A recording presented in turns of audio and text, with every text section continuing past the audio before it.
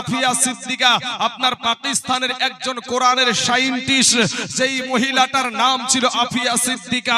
এই আফিয়া সিদ্দিকাকে আমার বোনটাকে বাবা আমেরিকার কুত্তাগুলা যখন কোরআন দিয়ে কথা বলতে শুরু করলো, যখন কোরআনের আইনকে আপনার তুলে ধরলো, এই বোনটা এমন একটা জায়গায় উঠে গিয়েছিল, সোশ্যাল মিডিয়াতে যখন ভাসতে শুরু হলো, এই বোনটা আফিয়া সিদ্দিকাকে ওই কুত্তাগুলা আপনার কি করেছিল, তাকে গ্রেফতার করে আপনার টর্চারিং সেলের মধ্যে রেখে দিয়েছিল। টর্চারিং সেলে তাদের সাথে কি তার সঙ্গে কি ব্যবহার হতো বাবাজি, তাকে গ্রেফতার করে 8 বছর গুম করে রেখে দিয়েছিল। এই 8 বছর গুম করা অবস্থাতে আবার ওই কালেমার বোনটাকে ওই আফিয়া সিদ্দিকা শুধু একটা এরকম মহিলা ছিল না বাবা, ওই আফিয়া সিদ্দিকা ছিল একটা কোরআনের হাফিজা। জোরে বলেন সুবহানাল্লাহ। এই কোরআনের হাফিজাকে, এই কোরআনের আবার কোরআনওয়ালা বোনটাকে, নবীওয়ালা বোনটাকে, আমার এই বোনটাকে 8 বছর ধরে বাবা পালা করে ধর্ষণ করেছে আমেরিকার কুত্তাগুলা। এই 8 বছর পরে এই বোনটাকে যখন আদালতে তোলা হলো, ওই বোনটাকে আদালতের জজ জিজ্ঞাসা করে যে তোমার বলার কিছু আছে? বলে আমার তোমার মতন আমেরিকার জজকে কিছু বলার নাই, আমার যা বলার আমি বলবো আমার আল্লাহকে। জোরে বলেন সুবহানাল্লাহ। আমার ওই বোনটাকে বলা হতো, আমার ওই বোনটাকে বলা হতো বাবাজি শরীরের পোশাক খুলে নিয়ে উলঙ্গা অবস্থায় কোরআনের পাতাকে ছিঁড়ে ছিঁড়ে বিছানা করা হতো। বিছানা করে বলতো আফিয়া তোমাকে ছেড়ে দেওয়া হবে উলঙ্গা অবস্থায় যদি তুমি এই কোরআনের পাতার উপর দিয়ে হেঁটে যেতে পারো, কোরআনের পাতার উপর দিয়ে যদি হেঁটে যেতে পারো, যদি না হাঁটো তুমি কোরআনের পাতার উপর দিয়ে তোমাকে মেরে ফেলা হবে। আমার ওই কালেমার বোনটা, আমার ওই মুসলিম বোনটা, ওই আফিয়া সিদ্দিকা কোরআনের হাফিজা বোনটা আমার বলতো ভাই রে আমি সেদিনই মরে গেছি, আমি সেদিনই মরে গেছি রে আমেরিকার সৈন্যরা, ওরে আমেরিকার সৈন্যরা শোন, আমি সেদিন মরে গেছি যেদিন আমার শরীর থেকে তোরা আমার পোশাকটা খুলে নিয়ে আমাকে উলঙ্গা করেছিস, আমি সেদিনই মরে গেছি। যুবক ভাইয়েরা আমার মা খালাগো, ওই বোনটাকে পালা করে ধর্ষণ করতো। পালা বলতে কি বুঝায় বাবা? পালা বলতে একজনের পর আরেকজন, আরেকজনের পর আরেকজন, এই বাবু 8 বছর বোনটাকে আমার ধর্ষণ করেছিল।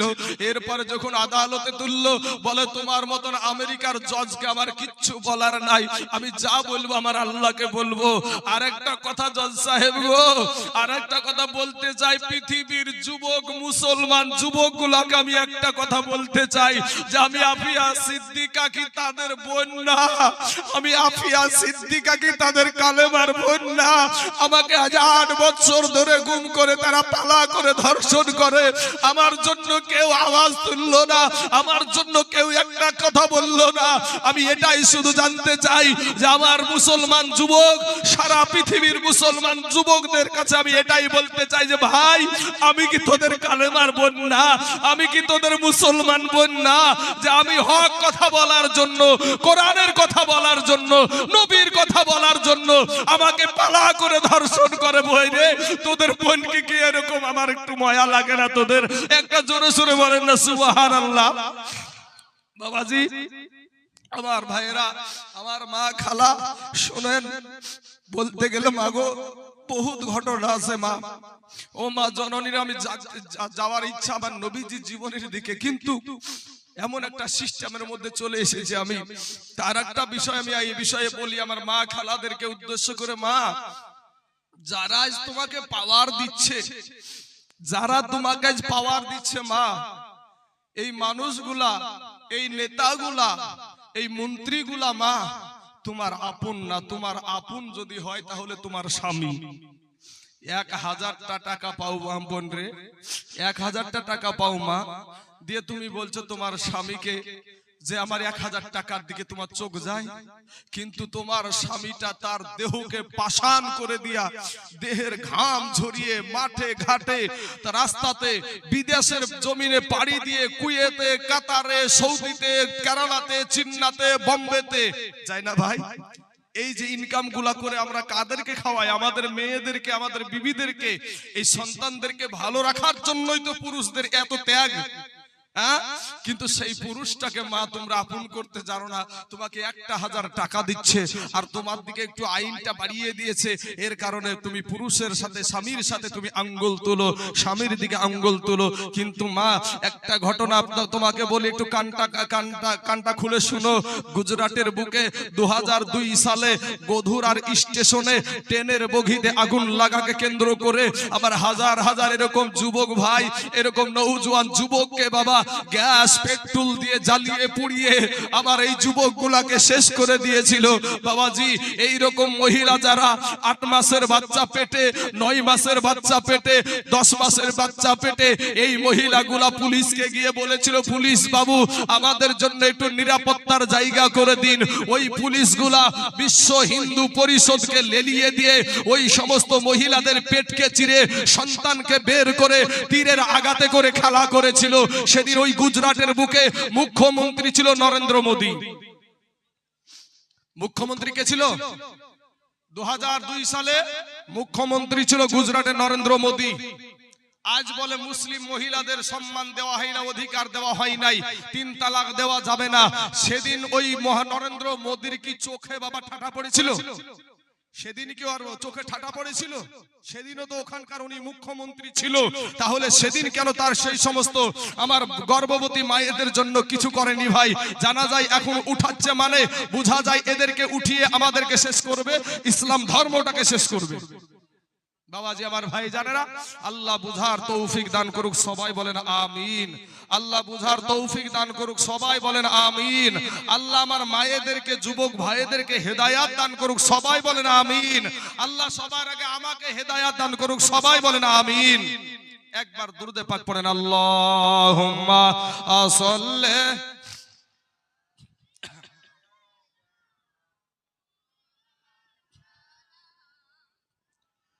ওয়ালা আলি সাইয়্যিদিনা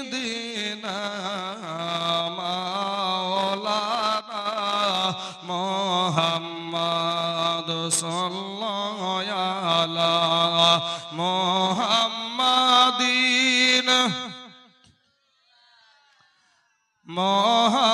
मोहम्मद हर दम ज़बान से निकालो पाक नामे मोहम्मद हर दम ज़बान से निकालो शाफी आना मोहम्मद शुनन शुनन अमर मा खालाराया ओ गो कानो दे या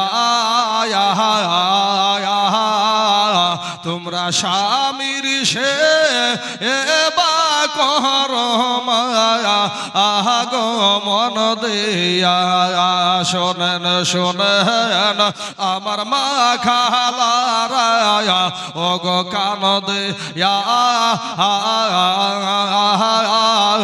तुमरा शामिर शे एबा कहरो माया आगो मन दिया স্বামীর সেবা করেছিল বিবি রহিমা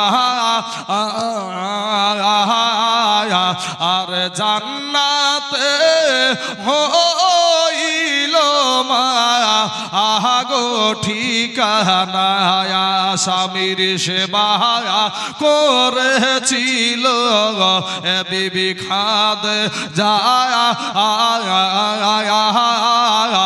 আর জান্নাতে হইল মায়া আহাগো ঠিকানা শোনেন শোনেন আমার মা খালারায়া ও গো কানো দে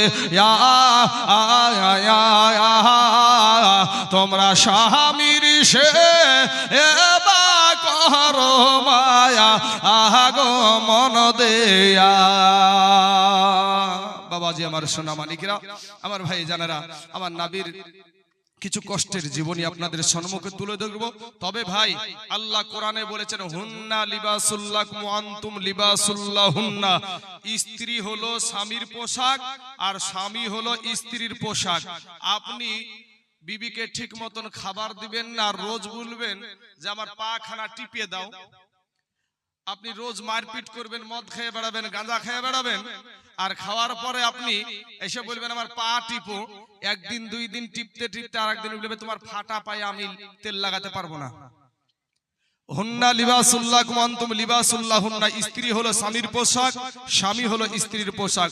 উভয় পক্ষে দুজন কি বাবাজি একে অপরের সহযোগিতা করতে হবে। বাবাজির আমার ভাই জানেরা, আমার দয়ার নবীর জীবনে যতটুকু পারি আমার সময় মতো বাবাজি ইনশাআল্লাহ আমি টানার একটু চেষ্টা করব। তবে বাবা একটা কথা, এই জীবনী বেশির অংশ হয় নবীজি জীবনী বেশির অংশ হয় আমাদের এলাকায় জীবনীকে তখন প্রাধান্য দেওয়া হয় যখন ঈদে মিলাদুন নবী হয়। ঈদে মিলাদুন নবী বলতে কি, নবীজির আগমন দিবসকে কেন্দ্র করে যে আমরা জুলুস বের করি, যেই জুলুসটা আমরা বের করি বা কোরআনের হাদিসের মাহফিল করি, কোন গরিব দুঃখিনীদেরকে খাবার তৈরি করে খাওয়াই, একটা তাকবীরের ধ্বনি দিয়ে থাকি বাবাজি, এই রকম ভালো আর শরীয়ত সম্মত আমল যেগুলা করে আমরা নবী দিবস পালন করি, ওটা কি বলা হয় ঈদে মিলাদুন নবী। ব্রাদার ইসলাম মুআজ্জাজ সামিন ইকরাম, এখন আপনাদেরকে আমার একটা প্রশ্ন, মুসলমানদের ঈদ কয়টি বাপ?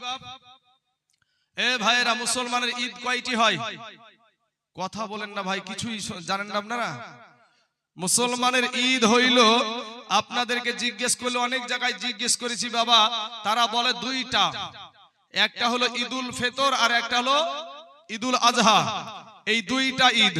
কিন্তু বাবাজি আমার সোনামানিকেরা, আমি তাইজুল ইসলাম, আমার ভাইরা জানে যে আমি সুন্নি মাদ্রাসায় পড়াশোনা আমি করি নাই ভাই, আমি সুন্নি মাদ্রাসায় পড়াশোনা করি নাই, আমি দেওবন্দি মাদ্রাসা থেকে ফারেক, সুন্নি মাদ্রাসা ছাত্র আমি না।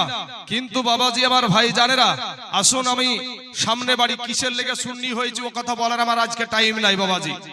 তবে আমি সুন্নিয়াতে আসার পর থেকে আমি নিজেকে গর্বিত মনে করি এবং আল্লাহর হাজার শুকরিয়া আদায় করি যে আমি আমার নবীর গোলাম হতে পেরেছি।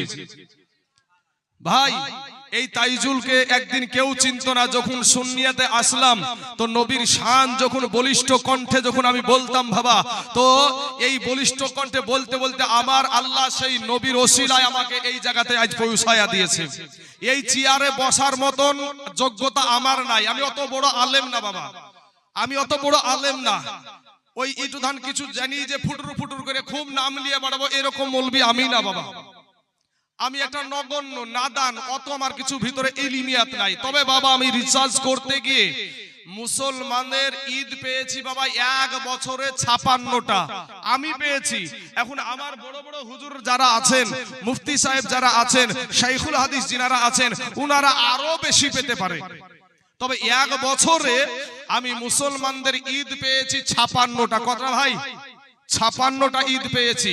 তবে এই ঈদগুলো আমি কয়েক মিনিটের মধ্যে এই ঈদের দলিলগুলা দিই ভাই, শুধু গলার সুর শুনেন না বাবা, গলার সুর শুনতে শুনতে আপনার সন্তানকে মোবাইল দেখায়া বলবে দেখো এত বড় মৌলবি বলছে পিস টিভি বাংলা টিভিতে আলোচনা করছে যে মুসলমানের ঈদ 2টা আর আমাদের মৌলবীরা ঈদে মিলাদুন নবী কোথায় পেল?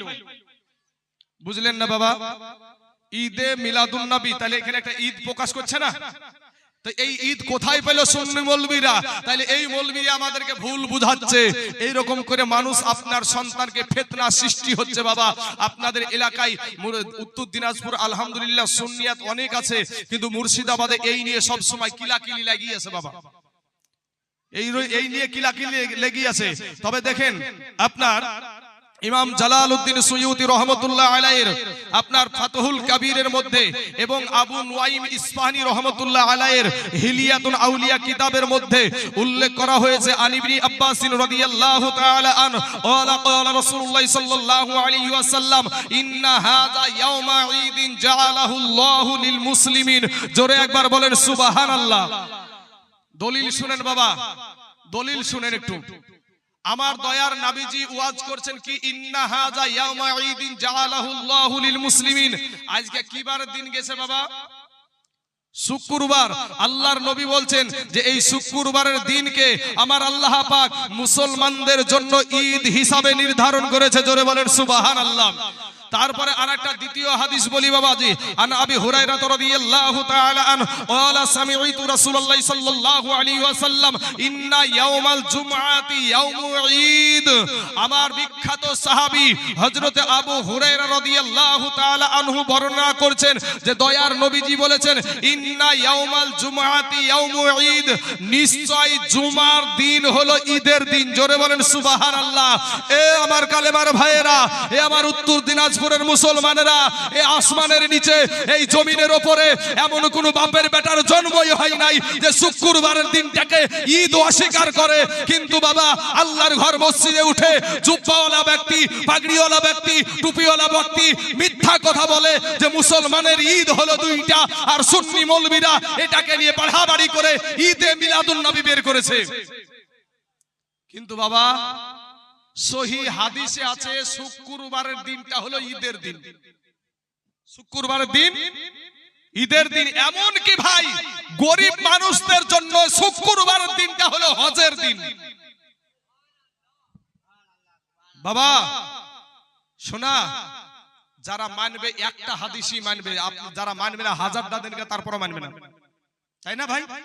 চলেন আমরা তাহলে এক বছরে কয়দিন শুক্রবার পড়ি? 52 শুক্রবারে হয় এক বছর। 52 শুক্রবারে হয়। এই যুবক ভাই দেখছো কি ব্যাপার ভাই? এইভাবে উঠাউঠি করলে এমনি জিনিসটা খারাপ দেখায়। হ্যাঁ, যদি তোমার যদি মাইনাসের দরকার হয়, মানে পেশাব পায়খানা যদি দরকার হয় তাহলে যাও শোনা। হ্যাঁ ভাই আমার শোনা, এইভাবে উঠাউঠি করিও না ভাই। আজকের দিনের পরে কালকের দিনে যদি হাজার চেষ্টা করো, লাখ টাকা দেওয়ার পরেও তাইজুলকে আর তুফাজ্জুলকে পাওয়া যাবে না। বাবাজি আমার সোনা মানিকেরা, চলুন আমরা পেয়ে গেলাম 52 দিন শুক্রবার পেয়েছি তো নাকি?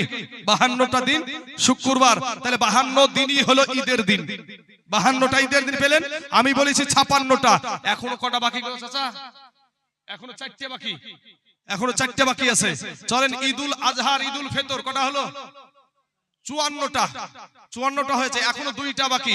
সহিহ বুখারীতে একটা হাদিস এসেছে, হাদিস খানার মতন এই রকম, আন আম্মার ইবনে আবি আম্মার ক্বালা ক্বারা ইবনে আব্বাস আল ইয়াউমা আকমালতু লাকুম দীনাকুম ওয়া আতমামতু আলাইকুম নি'মাতি ওয়া রাদিতু লাকুমুল ইসলাম দীনা ওয়া ইনদাহু ইয়াহুদিয়ুন ফাকালা লাউ উনসিলাত হাযিহি লাত্তাখাযনা ইয়াওমাহা ঈদা ক্বালা ইবনে আব্বাস ফা ইন্নাহা নাযালাত ফি ইয়াউমি ঈদাইনি ফি ইয়াউমি জুমআতি ওয়া ইয়াউমি আরাফা। জোরে বলেন একবার সুবহানাল্লাহ।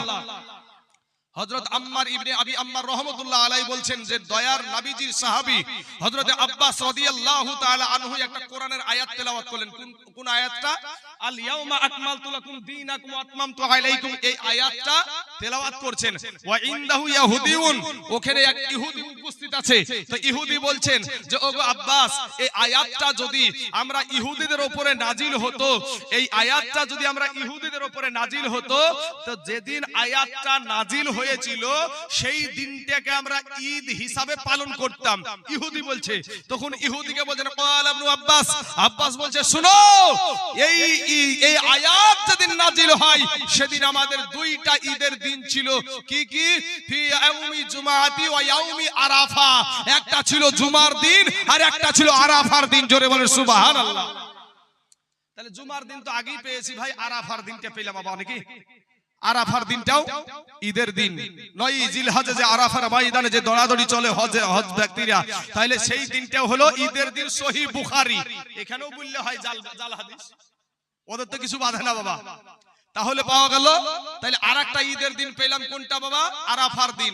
তাহলে এদিকে ছিল 54টা আর একটা দিয়ে হলো 55টা। এবার আসুন, আমি বলেছি 56টা, এখনো একটা বাকি আছে। এই একটা বলতে কি ঈদে মিলাদুন নবী। এটা কি এই সুন্নি আলেমগুলা, এই বাপজিগুলা কি গায়ের জোরে করে না কোরআন হাদিস মোতাবেক করে? সেটা শুনেন বাবা, সেটা শুনেন।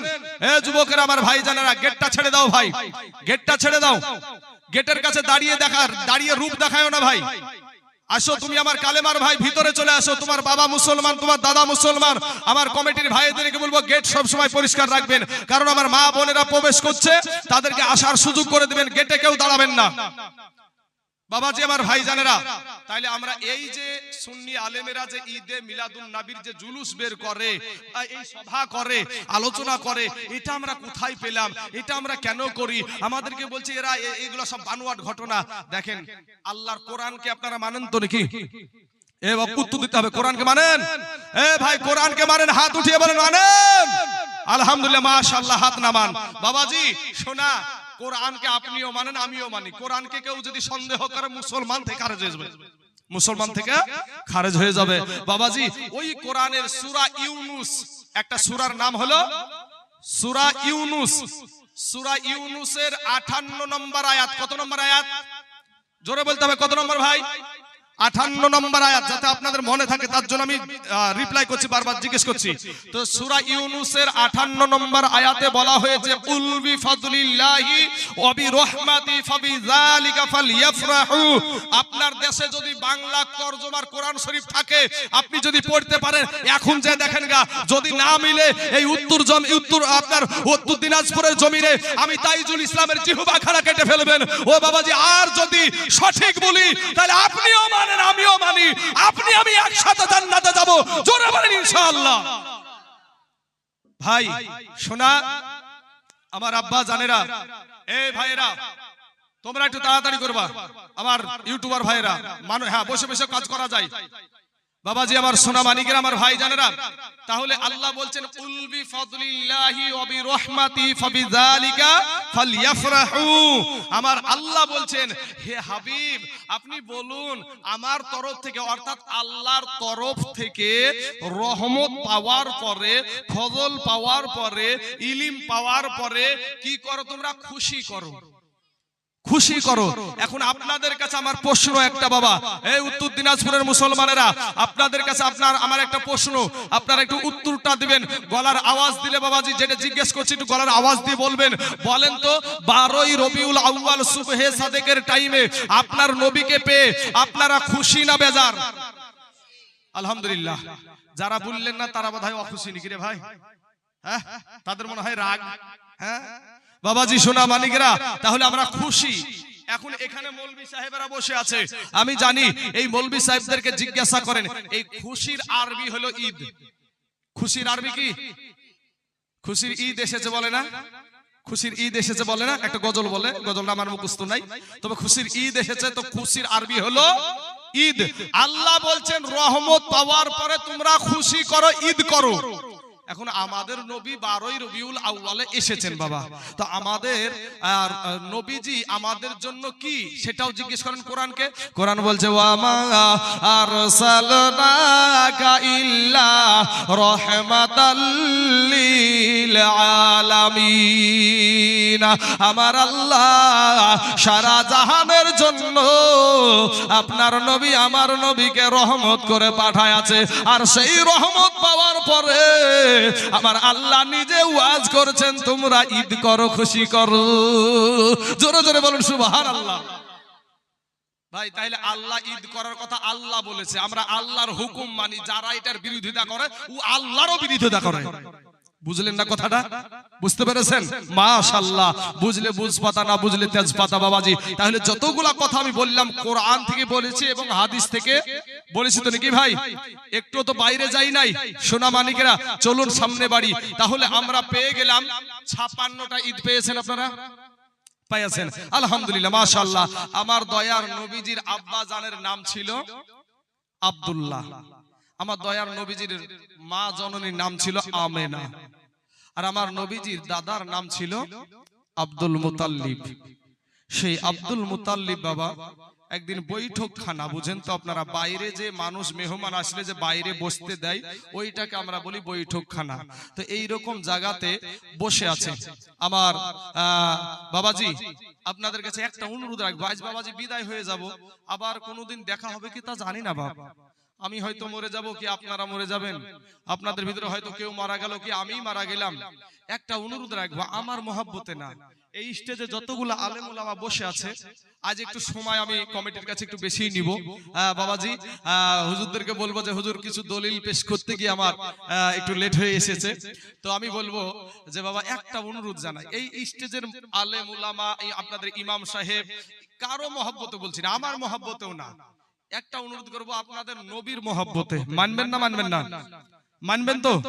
এই ভাই নবীর মহব্বতে যদি একটা কথা বলি, মানবেন আপনারা? আচ্ছা, অনেকে মুখ খুলছেন না, মুখে ফেবিকুইক আঠা লাগাইছেন নাকি ভাই? বাবাজি আমার মহব্বতে না, আপনাদের কাছে টাকাও চাইছি না, পয়সাও চাইছি না ভাই। একটা কথা শুধু বলবো যে আমার নবীর মহব্বতে, কারণ আমি দেখতে পাচ্ছি আপনারা আমার দিকে তাকিয়ে আছেন, হ্যাঁ, আর আমি পুরা মজমাটার দিকে তাকাচ্ছি, পুরোটার দিকে আমার চোখ যাচ্ছে। কোথায় অসুবিধা হচ্ছে মানুষের, কোথায় সুবিধা হচ্ছে মানুষের, তাহলে এটা আমাকে নজর রাখতে হচ্ছে। এই দিকে নজর রেখে একটা আবদার রাখলাম, স্টেজের কোনো মৌলবীর জন্য নয়, আমার দয়ার নবীজির মহাব্বতে একটু নবীকে সালাম দিতে দিতে একটু দাঁড়িয়ে জানার সামনে একটু আগিয়ে আসেন, পিছনটা ক্লিয়ার করেন। আমার মা খালাদেরকে বলবো একটু একটু আগিয়ে যাবেন। মাগো আমার নবীর মহাব্বতে সবাই কথাটা মানার চেষ্টা করবেন, একটু দাঁড়িয়ে যান।